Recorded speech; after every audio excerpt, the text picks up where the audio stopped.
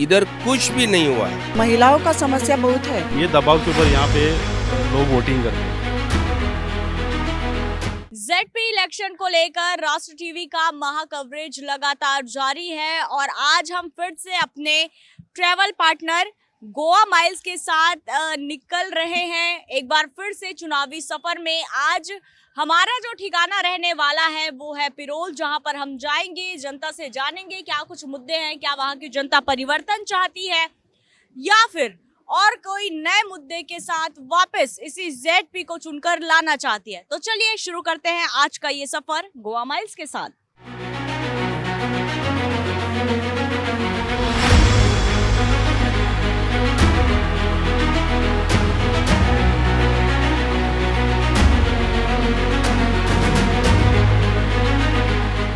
देखिए, वेलिन प्रियोल के लिए हमने अपनी यात्रा की शुरुआत की थी और हम पहुंच चुके हैं वेलिन प्रियोल, जहां पर अब हम जानेंगे लोगों से कि क्या कुछ मुद्दे हैं, क्योंकि यहाँ पर बहुत सारी ऐसी कंपनियां हैं जिन्होंने खुद अपनी एक फैक्ट्री लगाई है। तो क्या यहाँ के लोगों को रोजगार मिल रहा है या फिर जिस तरह से आप मेरे पीछे देख पा रहे होंगे कि कितना खूबसूरत ये लोकेशन है, इस सुंदरता को निहारने के लिए दूर दराज से लोग यहाँ पर आते हैं। क्या स्थानीय लोगों के लिए ये सुंदरता जो है वो अभिशाप बना है? क्या कुछ यहाँ के मुद्दे हैं, क्या कुछ समस्याएं हैं, सीधे पहुंचाएंगे आप तक। बने रहिए राष्ट्र टीवी के साथ।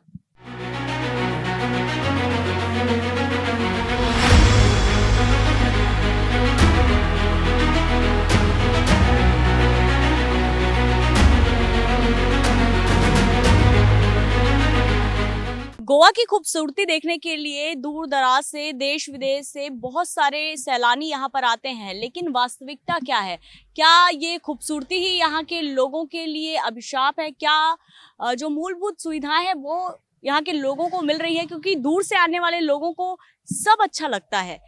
कहते हैं ना, सावन के अंधेरे को सब हरा हरा नजर आता है, कुछ ऐसी ही स्थिति। लेकिन यहाँ की वास्तविकता क्या है, असुविधाएं क्या है, लोगों को कितनी परेशानियां यहाँ पर रहने के लिए होती है, ये हर एक अपडेट हम आपको ग्राउंड जीरो से बता रहे हैं। और इसी कड़ी में एक भैया है, राहगीर हैं, जो यहाँ से जा रहे थे। हमने उन्हें रोका सिर्फ ये जानने के लिए, क्योंकि लोकेशन बहुत अच्छा था, लेकिन इस लोकेशन के पीछे की जो सच्चाई है, जो धरातल पर छिपी हुई है, जो सुविधाएं हैं, क्या वो उन्हें मिल रही है, ये जानते हैं। भैया, क्या नाम है आपका? मेरा नाम विजेश नाइक है। आप यहीं रहते हैं? हाँ, यही से बिलोंग करता हूँ। विजेश जी, देखिए बहुत खूबसूरत यहाँ का नज़ारा है और लोग इन्हीं खूबसूरतियों को देखने के लिए दूर दराज से आते हैं। लेकिन आप स्थानीय हैं, यहाँ की समस्याओं को आपसे बेहतर कौन समझेगा? क्या कुछ समस्याएं हैं? बहुत सारी समस्याएं हैं, क्योंकि अभी देखो, ये हमारे गोवा की जो खूबसूरती है, यही हमको अभी बर्डन जैसे लग रहा है।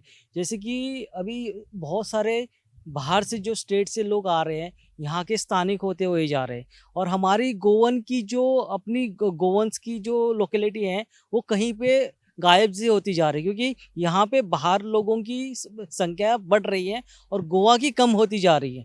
यहाँ पे पूरे दिल्ली के लोग आके हमारे फॉरेस्ट सगे पूरा फॉरेस्ट जो है वो पूरा डिस्ट्रॉय कर रहे हैं, और गवर्नमेंट को भी कुछ पड़ी नहीं है, यहाँ की पंचायत को भी पड़ी नहीं है। क्योंकि हमारे गांव के बारे में बता दूं कि यहाँ पे बहुत सारी दिल्ली के लोगों ने अभी प्रॉपर्टी ली हुई है और पूरे डेवलपमेंट में जा रहे हैं, क्योंकि ये लोग तो यहाँ पे रहने वाले नहीं है, ये लोग पूरे दूसरे लोगों को यहाँ पे आके शिफ्ट कर रहे हैं।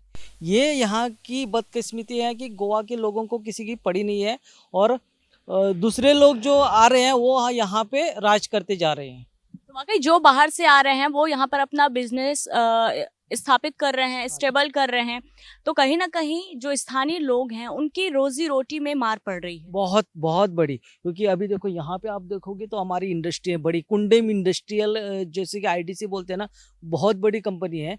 जैसे कि यहाँ पे कोलगेट जैसी बड़ी बड़ी कंपनी है, जाइडस है, जैसे कि पीएनजी जैसी कंपनियां बड़ी बड़ी। मगर यहाँ पे हमारे रोजगार के बारे में सोचो, गाँव का 10% भी बंदे वहाँ पे काम नहीं कर रहे हैं। और यहाँ पे हमने जब रिजर्वेशन के लिए हम लोग कभी पंचायत में एक प्रपोजल रखते हैं तो इनको किसी को पड़ी नहीं है। कोई भी यहाँ पे प्रपोजल किया तो उसका इम्प्लीमेंटेशन करने के लिए मानता ही नहीं। और यहाँ पे जो हमारे बड़े बड़े मिनिस्टर आते हैं, जो इलेक्शन होके जो हमारे वोट से जीत के आते हैं, वो भी इसके ऊपर कोई एक्शन नहीं ले रहे हैं। आपने इलेक्शन का जिक्र किया, अभी जेडपी इलेक्शन होने वाला है, तो जो जेडपी यहाँ पे अभी वर्तमान में है, उन्होंने क्या कुछ काम किया? क्या आप उनके काम से संतुष्ट हैं या फिर चाहते हैं कि अब कोई नया जेडपी आए तो कम से कम इस जगह का उद्धार हो सके?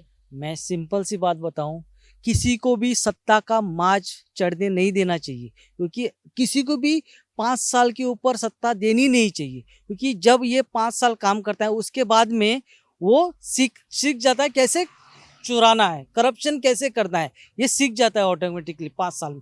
और उसके बाद में वो करप्शन स्टार्ट कर लेता है अपना, क्योंकि 5 साल तो उसको सीखने में जाता है।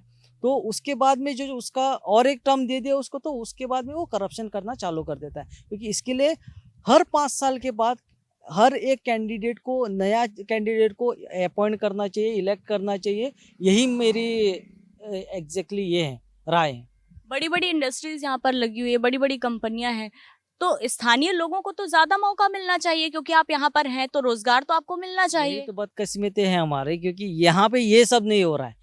हर अभी देखो लास्ट ईयर में आंध्र प्रदेश की बात बताऊं, क्योंकि वहाँ पे 70% रिजर्वेशन मांगा था उन्होंने अपने कोई भी प्राइवेट कंपनी में 70%। यहाँ पे हम लोग सिर्फ 30% मांग रहे हैं, वो भी नहीं मिल रहा है हमको।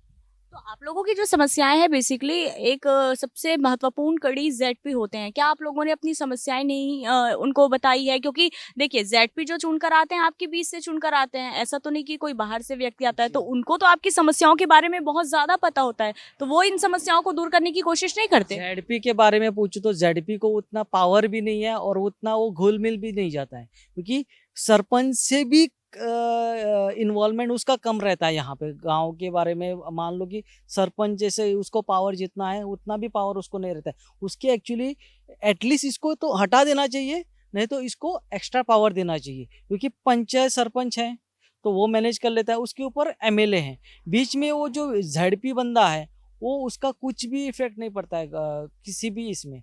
और उसके अलावा बिजली पानी की भी सुविधाएं जो है, क्या वो आपके गांव को मिल रही है? स्वास्थ्य सुविधाएं मिल रही हैं? बिजली की तो प्रॉब्लम नहीं है, मगर बिजली की बात बता दूं कि अभी प्रॉब्लम चालू होने वाली है मेरे हिसाब से, क्योंकि गोवा की एक प्रॉब्लम ये है कि यहाँ पे जब भी बारिश हो जाती है तो बारिश हमारी बहुत यहाँ पे गोवा में बहुत ज़्यादा होती है। और ये अभी अंडरग्राउंड केबलिंग किया है, वो अगर फेल हो गया तो बहुत दिक्कत आने वाली है, क्योंकि हर एक इंडियन जो पॉलिटिशियन बैठा है ऊपर में, ऊपर से तक सेंट्रल तक, ये बंदा हर एक आगे वाले कंट्रीज को कॉपी करने के लिए जा रहा है, मगर इनके पास सिस्टम नहीं है कि ये उनके पास जो सिस्टम है, जैसे कि चाइना के पास में सिस्टम है, वो इंडिया में लाने के लिए उनको और 50 साल आगे जाना पड़ेगा। वो सिस्टम नहीं, इसके लिए बहुत दिक्कत आने वाली है। ये अंडरग्राउंड केबलिंग के बारे में वो एक है। दूसरी चीज़ है वाटर का, पानी का तो हमको पहले प्रॉब्लम नहीं होता था, जैसे कि उन्होंने अभी हमारा पानी अभी डाइवर्ट किया है मडके इंडस्ट्री को, तो उस टाइम से अभी पानी की दिक्कत चालू हो गई है। और इसके अलावा स्वास्थ्य और स्कूल स्वास्थ्य के बारे में तो एजुकेशन के बारे में मैं बोलूँ तो यहाँ पे स्कूल सब बंद करवा रहे हैं, गवर्नमेंट स्कूल्स बंद कर रहे हैं और प्राइवेट स्कूल ओपन कर रहे हैं। जैसे कि ये मानना है कि जैसे कि कल जाके ऐसा ये दिख रहा है कि आगे जाके प्राइवेट ही स्कूल चालू रहेंगे, गवर्नमेंट बंद हो जाएंगे, क्योंकि बाद में क्या होगा, जो पढ़ नहीं पाता है, जो गरीब बंदा है वो कैसे पढ़ेगा? प्राइवेट की फीस तो आपको मालूम है 50,000 साल का रहता है, वो कैसे भरेगा? उसके अलावा ट्यूशन है, सब कुछ है, मगर ये सब नहीं कर पाएगा। इसके लिए मुझे ये डर है कि गवर्नमेंट स्कूल चालू करना चाहिए, जो प्राइवेट सेक्टर है बंद करना चाहिए। जैसे कि बंद नहीं करना चाहिए तो थोड़ा लिमिटेशन में रखना चाहिए उनको, तो ये हो रहा है। और हेल्थ के बारे में हमारे 2-3 हेल्थ सेंटर है, उसमें प्रॉब्लम नहीं हो रहा है, हेल्थ के बारे में प्रॉब्लम नहीं है। सर, क्या नाम है आपका? नमस्कार, मैं नानोजीत नाइक है। मैं बेतकी खंडोला से हूँ। आज जेडपी इलेक्शन हो रहा है। जेडपी इलेक्शन के बारे में जो बहुत से मुद्दे हैं, इधर कुछ भी नहीं हुआ है। मेरा गांव एक ऐसा है, वो गांव 5वीं से 10वीं कक्षा तक स्कूल नहीं है। मेरे गांव में मार्केट नहीं है, मेरे गांव में बस स्टैंड नहीं है, मेरे गांव में नज़दीक पड़ोसी में गौंडाली ब्रिज है, आमोना ब्रिज है, लेकिन वो कनेक्टिंग तो नेशनल हाईवे का रोड है, अभी तक नहीं हुआ है। कि 2002 में उसका सॉइल टेस्टिंग हुआ था, 1995 में दूसरा एक ब्रिज का जो ये हुआ था, सॉइल टेस्टिंग हुआ था, लेकिन कनेक्टिंग हाईवे के ब्रिज के बारे में कुछ भी नहीं हुआ है। अगर इसका मतलब खाली इतना ही कि जो बेतकी खंडोला है और प्रियोल मतदार संघ है, उसी में अभी बाहर वाले कॉन्स्टिट्यूएंसी से बाहर वाले लोग इधर आके जीतते हैं। जो समस्या है कोई इधर की, तो उसको कुछ भी मालूम नहीं है। सत्ता के बल पर वो कुछ भी करने को जा रहे हैं। लेकिन मेरे हिसाब से हमारा जो एमएलए है, उसने बहुत बड़ा खाता संभाला था, जो आर्ट एंड कल्चर के बारे में। जो हमारा जो माहौल है, जो आर्ट एंड कल्चर के माहौल के हिसाब से बहुत बड़ा दिग्गज लोग इधर रहते हैं। लेकिन एक सिंपल आर्ट एंड कल्चर भवन का करने का कुछ भी उसने तजवीज़ नहीं किया है।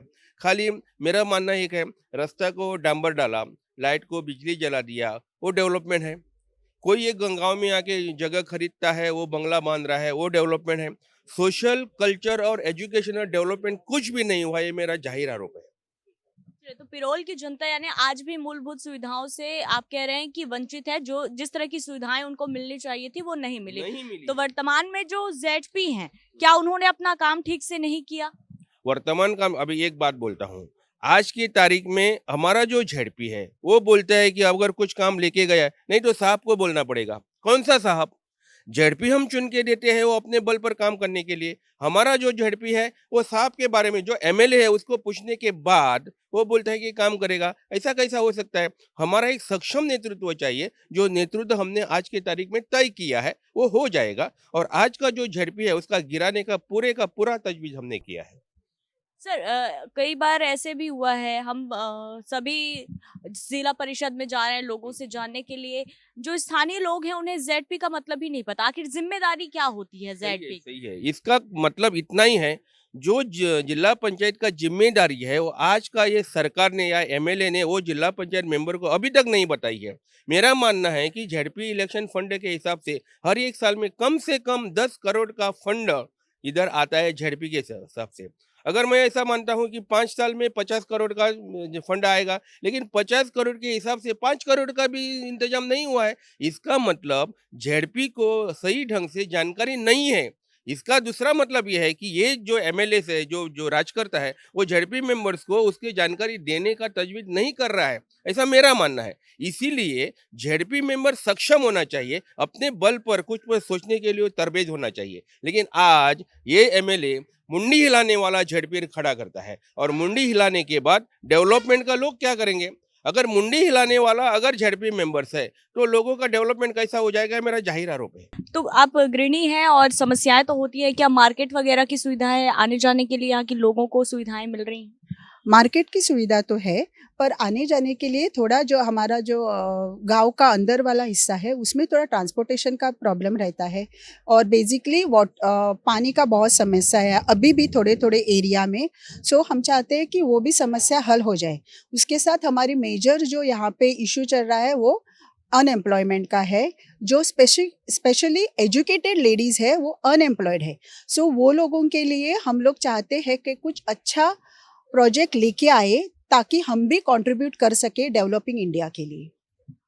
मैम आपका क्या नाम है? शैला नाइक। मैम देखिए, जैसे कि वाकई किसी भी क्षेत्र के लिए जो मूलभूत सुविधाएं होती हैं, बिजली, पानी, सड़क, ये सारी सुविधाएं बेहद जरूरी है।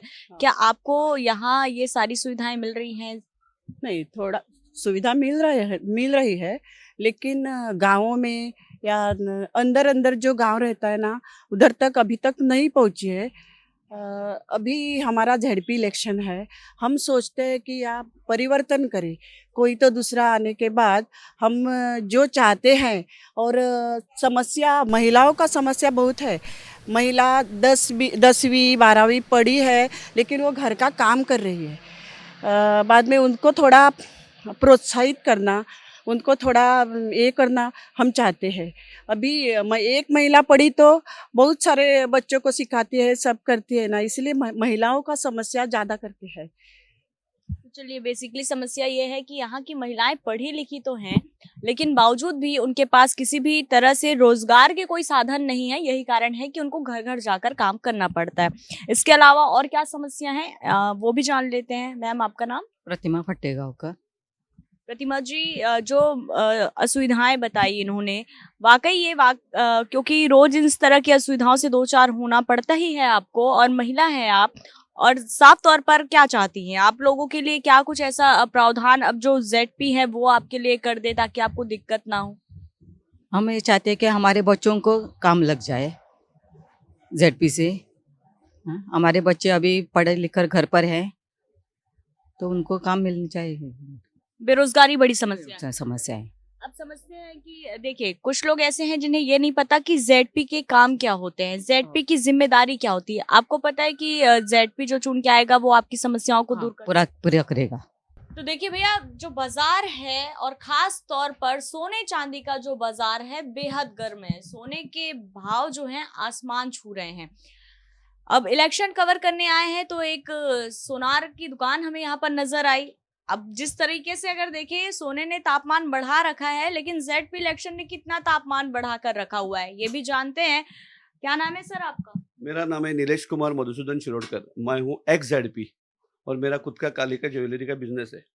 अच्छा, तो एक्स जेडपी आप हैं और वर्तमान में जेडपी इलेक्शन भी है। ये तो सोने पे सुहागा हो गया है। तो अब आप जेडपी हैं तो इस लिहाज से आप बता सकते हैं, बहुत अच्छी तरीके से समझा सकते हैं कि आखिर जेडपी की जिम्मेदारी होती क्या है। क्योंकि लोग जो हैं, जो आम जनता है, उनके बीच हम जा रहे हैं, उनका कहना है कि जेडपी इलेक्शन की जरूरत ही क्या है, क्योंकि उनके पास कोई पावर रहता नहीं है। कोई भी जो भी सुविधाएं हैं, जो भी असुविधाएं हैं, उनको खत्म करने के लिए जेडपी कभी सामने आते नहीं है। तो आप बताइए कि आखिर जेडपी की जिम्मेदारी क्या होती है और जेडपी इलेक्शन होना चाहिए कि नहीं होना चाहिए? जेडपी इलेक्शन तो होना चाहिए, वो तो है, संविधान में है। उसके बाद में गोवा में जिला परिषद भी रहता है, मगर गोवा में नहीं है। फिर भी जिला परिषद गोवा में 1999 में आ गया। उसको 99 में वो बॉर्न हो गया जिला। अभी आज 20 साल हो गया, 20-25 साल हो गया। 25 सालों में जिला पंचायत जब भी बॉर्न हुआ था, तभी से आज मैं देख रहा हूँ, तभी फंड्स कुछ भी नहीं था, खुद का ऑफिस नहीं था, तभी वो जिला पंचायत गोवा में स्टार्ट हो गया। बाकी स्टेटों में जिला पंचायत था। अभी गोवा में क्या होगा, गोवा में छोटा है, 40 MLAs है, उसमें साथ 13-12 मिनिस्टर है। तो सब लोग गोवा में एक दूसरे को पहचानता है ज़्यादातर।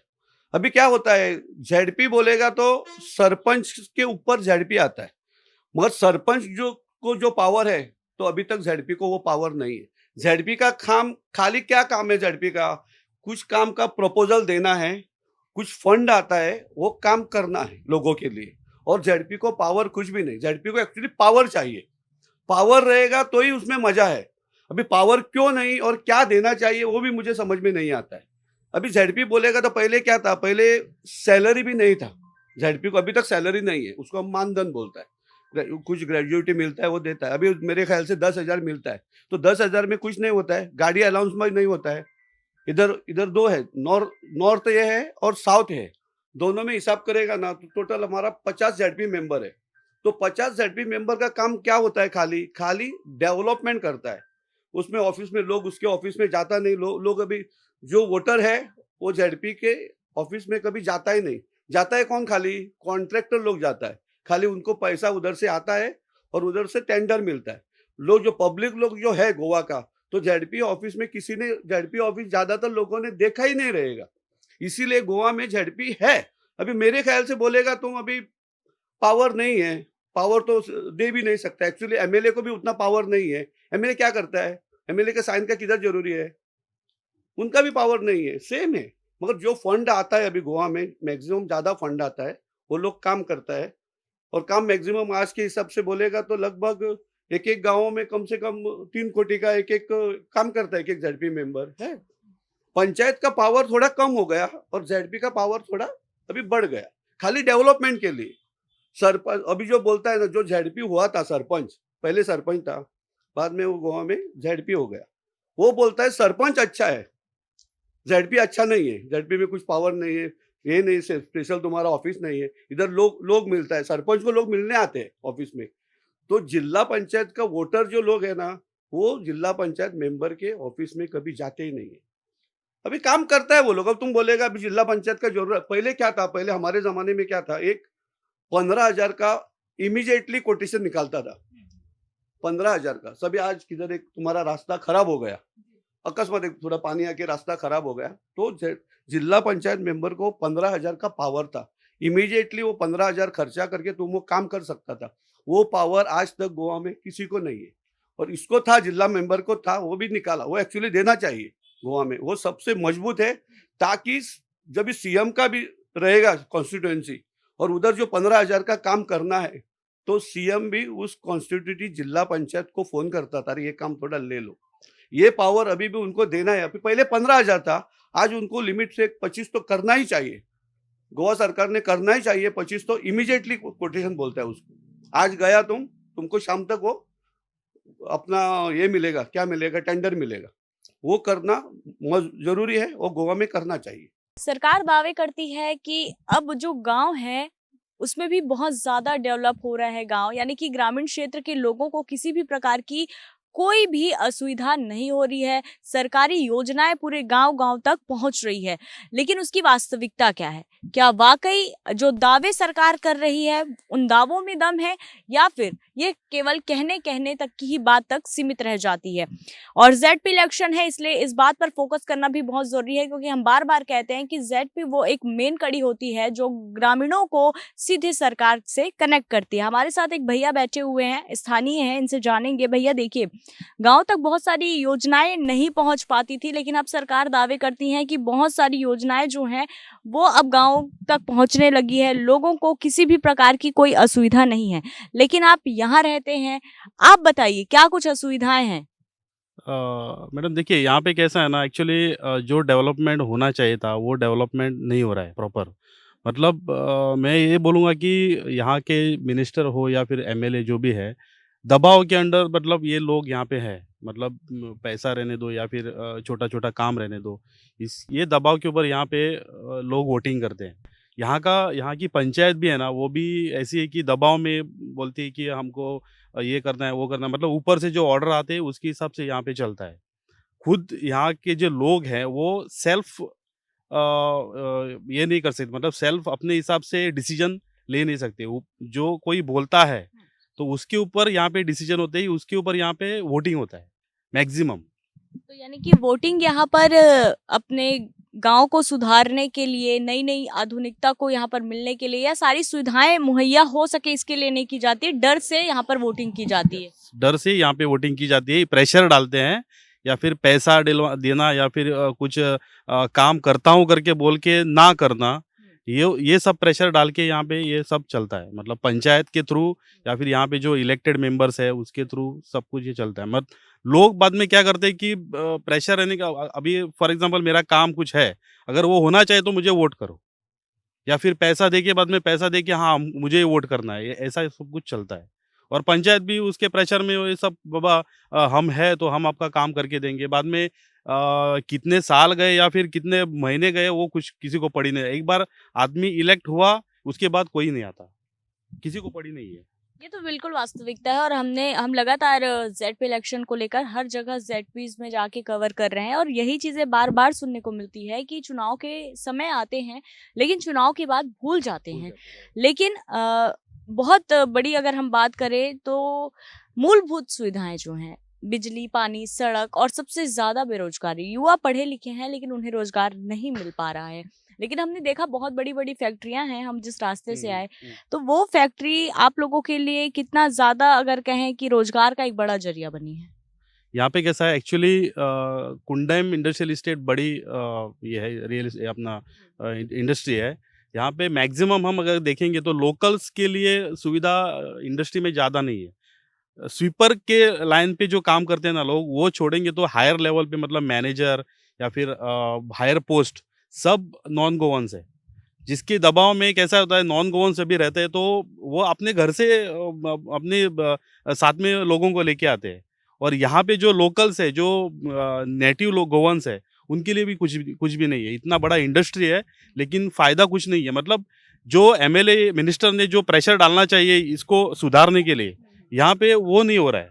गवर्नमेंट जॉब तो छोड़ ही दो, गवर्नमेंट जॉब्स तो अलग है, लेकिन जो गवर्नमेंट जॉब जिसके पास नहीं है तो उसको एक्चुअली प्राइवेट जॉब्स तो चाहिए, तो उसमें या फिर कॉन्ट्रैक्ट बोलो या फिर कुछ और काम, तो वो सुविधा यहाँ पे नहीं है, मतलब मिल नहीं रहा है। इसके वजह से लैंग्वेज बैरियर है?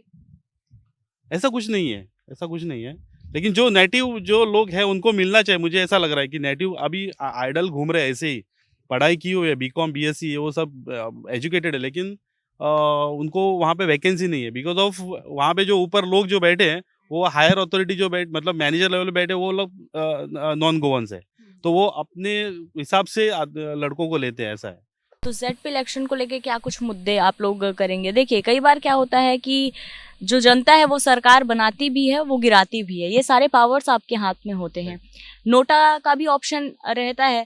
तो इस बार क्या कुछ आप अपनी आवाज़ जो है वो प्रमुखता से उठाएँगे कि अगर ये चीज़ें नहीं हुई तो हम वोट ही नहीं करेंगे? ऐसे कोई मुद्दे जो आपको चाहिए ही चाहिए?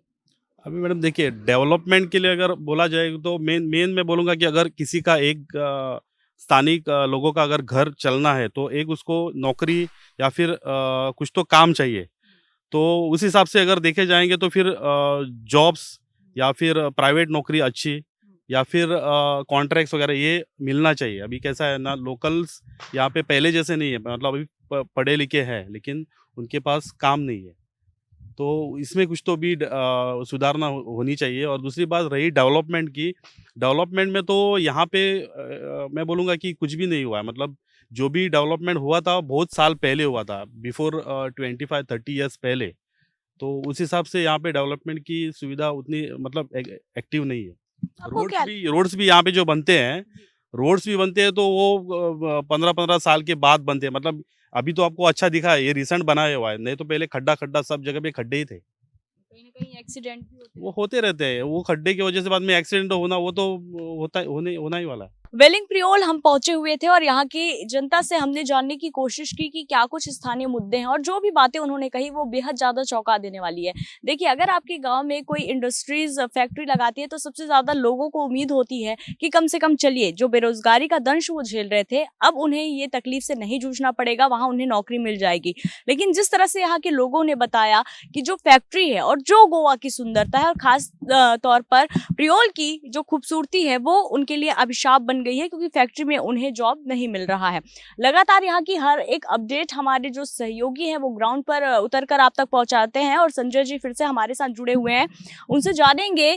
संजय जी, हमने यहाँ पर लोगों से बातचीत की, चूंकि ZP को लेकर महा कवरेज हमारा चल ही रहा है और आप रोज लोगों से मिलते हैं। आज तो खैर बहुत कम लोगों से हमने मुलाकात की, लेकिन जिस तरह से आप लोगों से मिलते हैं जो बात निकल कर सामने आती है, बेहद चौंका देने वाली बात एक निकल कर सामने आई संजय जी कि यहाँ पर फैक्ट्रियां लगाई तो गई हैं लेकिन इससे गोवंश को कोई फायदा नहीं हो रहा। गोवंश को फायदा नहीं हो रहा है, ये मेरे को ये ऐसा लग रहा है कि यहाँ के जो लोग रहते हैं वो काम के लिए जाते हैं, लेकिन यहाँ से बढ़कर जो बाहर के लोग आते हैं वो अपना गांव छोड़ के इस एरिया में आते हैं। इस एरिया में आने से वो क्या होता है, उसको और दूसरा काम नहीं रहता है। गोवा वालों को जो ज़्यादा से ज़्यादा बोल दिया तो जो यहाँ होने के कारण उसको हर एक का त्योहार लगता है, हर एक छुट्टियाँ हर दिन उसको छुट्टी होनी चाहिए। लेकिन इसी वजह से जो फैक्ट्री वाले को जो दिक्कत होती है ना, जो कामगारों के वजह से उसको दिक्कत होती है ना, इसलिए वो ज़्यादा करके जो बाहर के लोग रहते हैं उसको चलो पहला प्रेफरेंस दे देते हैं,